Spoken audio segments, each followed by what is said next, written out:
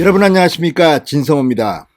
오세훈 서울시장이 서울시를 개조합니다. 자, 주택 공급. 문재인 정권이 제일 못한 부동산 정책에서 핵심은 주택 공급입니다. 자, 오세훈 시장은 후보 시절 스피드 주택 공급을 제1 공약으로 내걸었습니다. 지금 문재인 정권도 오세훈의 이 정책에는 손을 달지 못합니다. 최근 홍남기 경제부총리, 지금은 국무총리 직무대행입니다만 홍남기 부총리조차도 서울시와 함께 이걸 하자 이렇게 말할 정도입니다. 문재인 대통령이 주재한 국무회의에 첫 참석한 오세훈 시장, 문재인 정권의 경제부처 장관들과 논쟁을 벌였습니다. 코로나19, 부동산 정책. 자, 그렇게 매기 효과를 갖게 한 오세훈 시장. 근데 오세훈 시장이 하는 일을 문재인 정권이 발목을 잡으면 그들은 안 된다는 걸 잘 알고 있습니다. 지금 민주당 의원들이 서울시 의회를 장악하고 있습니다. 오세훈이 서울시청을 개조합니다. 대수술을 단행합니다. 그런데 여기에 반대할 명분이 없습니다. 박원순 시장 시절 만들어졌던 이 서울시의 구조, 이거 타파해야 합니다. 자, 오세훈 시장은 그동안 굉장히 머리를 숙였습니다. 서울시 의회의 예의를 갖추고 또 광화문 광장 같은 공사는 귀엽지 않았습니다. 연속성을 인정해 줬습니다. 자, 이런 가운데 기브 앤 테이크입니다. 서울시 의회가 오세훈 시장이 하고자 하는 서울시 구조조정 대수술을 반대한다면 어떤 일이 벌어질까요? 내년 6월 서울시장 선거가 있습니다. 그때 서울시 의회 의원 선거도 함께 치러집니다. 이때 그들은 오세훈의 발목을 잡았다는 몰살될 거라는 것을 잘 알고 있습니다. 자, 지금 서울시에 따르면 오세훈 시장의 이 대대적인 구조 조정, 어쩌면 민주당 출신의 서울시 의원들이 임시회를 개최해서라도 통과시켜 줄 것으로 보입니다. 물론 아직까지 뚜껑을 열어봐야 합니다. 그렇지만 지금 분위기는 오세훈 시장이 추진하는 이 서울시 수술, 시의회가 통과시켜주지 않으면 큰일 날 겁니다. 그만큼 집요하고 아주 치밀하게 오세훈이 이 수술을 준비해 왔습니다. 진성호의 직설 시작합니다. 방송에 앞서 아직 진성호 방송의 구독자가 아니신 분들은 붉은색 구독 버튼 눌러주십시오. 더 좋은 방송으로 보답하겠습니다. 자, 오세훈 시장이 주택정책을 총괄하는 주택건축본부 기능을 확대 강화하고, 반면 박원순 시장 시절 했던 그런 기구들, 예컨대 오세훈 시장이 페인트 칠이라고 격하했던 도시재생 업무는 대폭 축소됩니다. 이런 내용의 조직 개편안을 준비 중입니다. 자, 그리고 시민단체에 돈을 마구 뿌렸던 서울민주주의위원회 등 고 박원순 시장의 칼라가 있는 이런 사업 역시 시한부 딱지를 달고 사라지게 될 것 같습니다.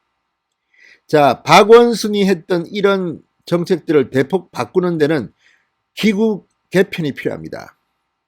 자, 박원순 시장과 호흡을 맞췄던 서울시 의회 민주당 의원들도 오세훈의 이 새로운 개혁에 거부를 못하고 있습니다. 자, 만약 오세훈 시장이 이 대수술을 성공하려면 서울시 의회의 협조가 필수적입니다. 심의 의결권을 가지고 있기 때문입니다. 그러나 이 조직 개편안 처리를 위해서 오세훈 시장에게 협조할 것으로 보입니다. 지금 분위기가 그렇습니다. 자, 서울시 의회가 이 오세훈의 이 구조조정, 조직 개편안 처리를 위해서 임시회의 개최까지 지금 검토하는 것으로 알려졌습니다.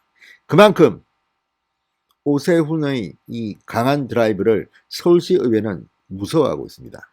자, 지금 이런 말이 있습니다. 오세훈이 망해야 서울시 의회가 살고 서울시 의회가 망하면 오세훈이 산다. 이게 바로 지금의 모습입니다. 민주당과 국민의힘 서로 갈등 관계이기 때문입니다.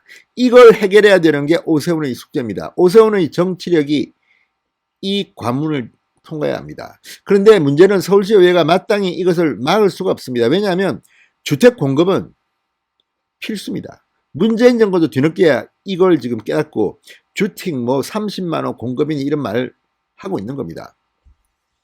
자, 서울시의 조직 인사 변경 사항 등이 담긴 조례 개정 입법 예고안에 따르면 오 시장의 조직 개편 방안은 주택 공급 확대, 전임시장 박원순의 흔적 지우기, 이 두 가지로 요약됩니다. 자, 주택 공급을 담당하던 주택건축본부 2급입니다. 이게 도시재생실 산하 조직에서 벗어나 1급 주택정책실로 격상됩니다. 도시재생실의 가로주택 정비사업 등 소규모 주택공급 업무를 다 가져옵니다. 그리고 도시공간개선단도 주택정책실 산하로 이관하면서 주택공급 부서의 기능이 대폭 강화됩니다. 박 전 시장이 도심 뉴타운 개발을 전면 중단한 뒤 외연만 키워온 도시재생실 1급, 이것은 강등됩니다. 오세훈 시장은 페인트 칠이라는 말로 이 기능에 대해서 평가절한 적이 있습니다. 자, 오 시장은 노후 건물을 칠하고 장식하는데 40조를 썼다니 기가 막힌다, 이렇게 비판한 바 있습니다. 조직 비대와 자기 사람 챙기기란 비판이 쏟아졌던 공보특보와 젠더특보도 없앱니다. 전임시장이 신설한 시민참여형 합의제 행정기관인 서울민주주의위원회, 서울혁신기획관은 시민협력국으로 합쳐져서 대폭 축소됩니다. 자, 어쨌든 이런 걸 보면 문재인 정권이 하고 있는 이 많은 일들을 오세훈 시장이 단번에 깨버린 것일 수도 있습니다. 자, 서울시의 이런 조직 개편은 문재인 정권에게도 큰 충격을 줄 것으로 보입니다. 지금 문재인 정권은 무능해서 이런 일을 못합니다. 오세훈이 지금 서울시에서 이 실험을 하고 있는 겁니다. 자, 이번 조례 개정안에는 1급에서 3급에 해당하는 주요 조직의 변화만 담깁니다. 나머지는 청년청, 남북협력추진단 등등 4급 이하 부서에 거치는 규칙 개정만 하면 가능합니다. 자, 어쨌든 서울시의회 이번에는 오세훈 시장에게 어느 정도 협력할 것으로 예상됩니다. 광화문 광장 공사 유지라든지 무상급식 등에 대해서 시의회의 제안을 오세훈이 받아줬습니다. 그런데 오세훈의 제안을 시의회가 안 받아준다? 아무튼 지금 서울시는 요동치고 있습니다. 오세훈 시장이 7, 8, 9급 이 하위직 공무원들과 소통하겠다고 한 것도 밑에서부터 분위기를 끌어오겠다는 겁니다. 자, 오세훈이 대수술을 시작했습니다. 서울시의회 민주당이 장악했지만 임시회의까지 검토한다고 합니다. 이게 통과되면 문재인 정권이 이것을 배우려 할지도 모르겠습니다. 아무튼 이 오세훈의 작은 혁명이 지금 발동하기 시작한 것 같습니다. 진성호의 직설이었습니다. 여러분 감사합니다.